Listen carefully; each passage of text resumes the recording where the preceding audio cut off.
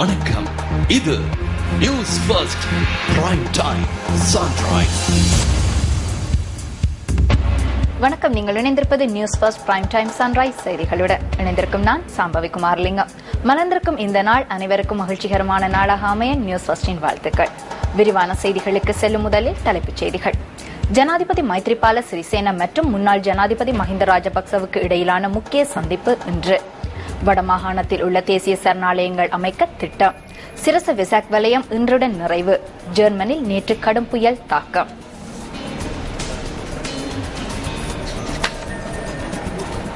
இனி விரிவான செய்திகள். ஜனாதிபதி மைத்ரிபால சிறிசேன மற்றும் முன்னாள் ஜனாதிபதி மஹிந்த ராஜபக்சவுக்கு இடையிலான முக்கிய சந்திப்பு இன்று நடைபெறவுள்ளது.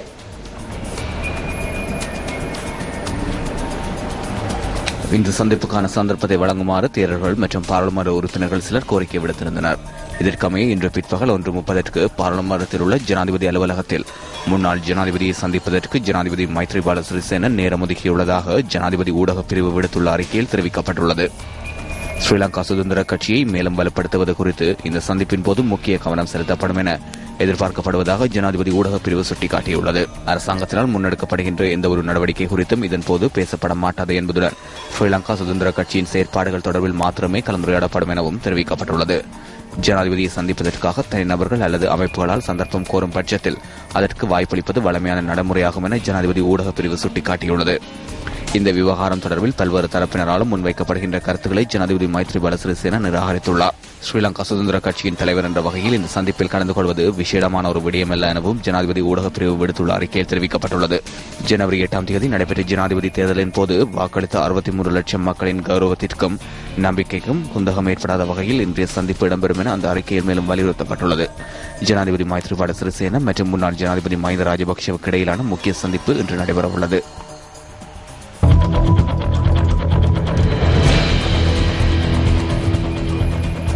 ஹட்டன் ஹெரால்ட் தோட்டத்தில் குளவிக்கொட்டுக்கு இலக்கான 11 தொழிலாளர்கள் வைத்தியசாலையில் அனுமதிக்கப்பட்டுள்ளனர். குளவிக்கொட்டுக்கு இலக்கானவர்கள் டிக்கோயா கிளிங்டன் ஆதார வைத்தியசாலையில் அனுமதிக்கப்பட்டுள்ளதாக எமது பிராந்திய செய்தியாளர் தெரிவிக்கின்றார். இவர்களில் 2 சிகிச்சை பெற்று வீடு திரும்பியுள்ளனர்.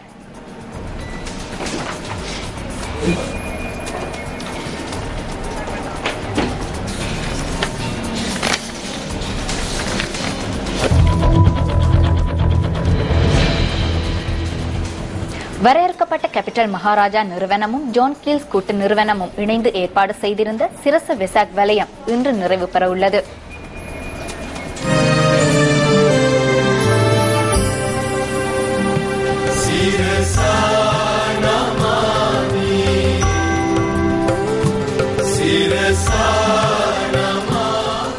சிரச வெசாக் வலயத்தில் புத்த பெருமான் மற்றும் புத்த பெருமானின் சீடர்களது புனித சின்னங்களை வழிபட வழங்கப்பட்டிருந்த சந்தர்ப்பம் இன்று அதிகாலை நிறைவுக்கு வந்தது. இன்று அதிகாலை வரை நாட்டின் பல்வேறு பகுதிகளிலும் இருந்து வருகை தந்திருந்த பெருந்திரளானவர்கள் புனித சின்னங்களை வழிபட்டனர்.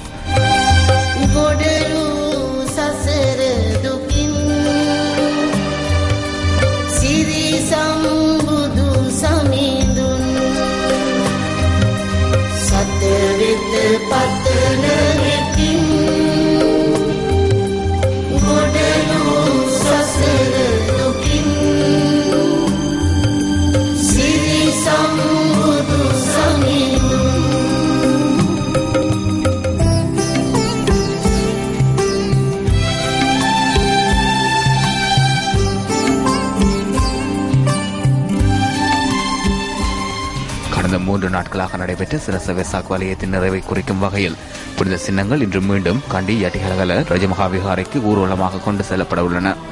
கொழும்பிலிருந்து கண்டி வரை புனித சின்னங்கள் கொண்டு செல்லப்படுகின்ற வழியிலும் மக்கள் அதனை வழிபடுவதற்கான சந்தர்ப்பம் வழங்கப்பட உள்ளது.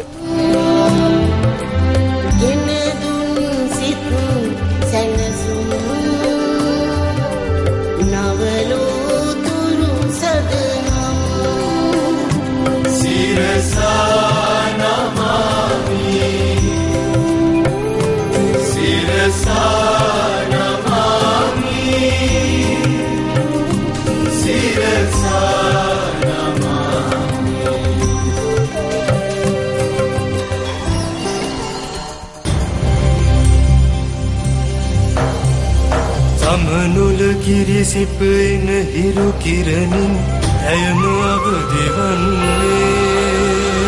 சங்களுடன் சங்கல் இணைவது போல் தேசத்தை ஒன்றிணைக்கும் ஒற்றுமை பயணம். மே 8ஆம் திகதி காலை 9 மணிக்கு தலைமன்னார், நண்பகல் 12 மணிக்கு மன்னார், மாலை 4 மணிக்கு மடு. மே 9ஆம் திகதி காலை 9 மணிக்கு பூவரசங்குளம், நண்பகல் 12 மணிக்கு வவுனியா, மாலை 4 மணிக்கு மாங்குளம். மே 10ஆம் திகதி காலை 9 மணிக்கு கிளிநொச்சி, நண்பகல் 12 மணிக்கு பூநகரி, மாலை 4 மணிக்கு யாழ்ப்பாணம். எமது உன்னத தேசத்திற்காக நீங்களும் ஒன்றிணையுங்கள். வடமாகாணத்தில் உள்ள சில காடுகளை தேசிய சரணாலயங்களாக மாற்றுவதற்கு உத்தேசிக்கப்பட்டுள்ளது. சுண்டிக்குளம், மடு மற்றும் நெடுந்தீவு ஆகிய பகுதிகளில் உள்ள காடுகளையே தேசிய சரணாலயங்களாக மாற்றுவது குறித்து கவனம் செலுத்தப்பட்டுள்ளதாக வன ஜீவராசிகள் பாதுகாப்பு திணைக்களம் அறிவித்துள்ளது. இதற்கான சட்ட நடவடிக்கைகள் முன்னெடுக்கப்பட்டு வருவதாக திணைக்களத்தின் பணிப்பாளர் நாயகம் HV ரத்நாயக்க கூறியுள்ளார். தேசிய சரணாலயங்களின் எண்ணிக்கையை அதிகரிக்கும் திட்டம் ஒன்று நடைமுறைப்படுத்தப்பட உள்ளது. வடமாகாண காடுகளில் காணப்படுகின்ற வனவிலங்குகளை பாதுகாக்கும் நோக்கிலேயே இந்த புதிய சரணாலயங்கள் உருவாக்கப்பட்டுள்ளதாக வன ஜீவராசிகள் பாதுகாப்பு திணைக்களம் குறிப்பிட்டுள்ளது. இதனை தவிர பருவ காலங்களில் இந்தியாவில் இருந்து வரும் பறவைகள் முதலில் தங்குகின்ற இடங்களும் அடையாளம் காணப்பட்டுள்ளதாக திணைக்களத்தின் பணிப்பாளர் நாயகம் கூறியுள்ளார். இதற்கமைய தலைமன்னாரை அண்மித்த மணல் திட்டுக்களை பாதுகாப்பதற்கான நடவடிக்கைகளும் முன்னெடுக்கப்பட்டுள்ளது. சரணாலயங்களை உருவாக்குவதன் மூலம் வனவிலங்குகளை பாதுகாக்கும் அதேவேளை சுற்றுலாத்துறையின் ஊடாக மக்களின் பொருளாதாரத்தையும் மேம்படுத்த முடியும் என வன ஜீவராசிகள் பாதுகாப்பு திணைக்களம் தெரிவித்துள்ளது.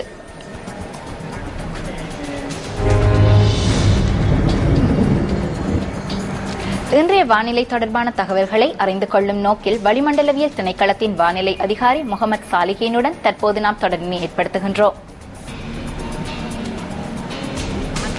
வணக்கம். வணக்கம் சாம்பவி. இன்றைய வானிலையை பார்க்கின்ற போது இலங்கைக்கு அண்மையில் வளிமண்டலத்தில் ஒரு தளம்ப நிலை ஒன்று காணப்படுகின்றது. இதன் தாக்கத்தின் காரணமாக மாலை வேளைகளில் இடியுடன் கூடிய மழை அதிகரித்து காணப்படும். பிற்பகல் மற்றும் இரவு வேளைகளில் நாட்டின் பெரும்பாலான பகுதிகளில் மழை அல்லது இடியுடன் கூடிய மழை பெய்யக்கூடும்.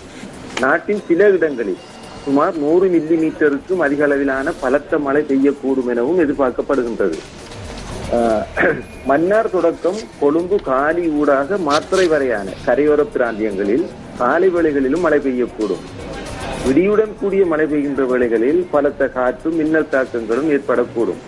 இவ்வாறான சந்தர்ப்பங்களில் பொதுமக்கள் விழிப்புடன் செயற்பட்டு இழப்புகளை தவிர்த்துக் கொள்ளுமாறும் கேட்டுக்கொள்ளப்படுகின்றனர். கடற்பிராந்தியங்களை பார்க்கின்ற போது நாட்டை சூழ உள்ள கடற்பிராந்தியங்களின் பல இடங்களில் பிற்பகல் மற்றும் இரவு வேளைகளில் மழை அல்லது இடியுடன் கூடிய மழை பெய்யக்கூடும். மன்னார் தொடக்கம் கொழும்பு காலி ஊடாக மாத்தறை வரையான கடற்பிராந்தியங்களிலும் காலை வேளையில் மழை பெய்யக்கூடும்.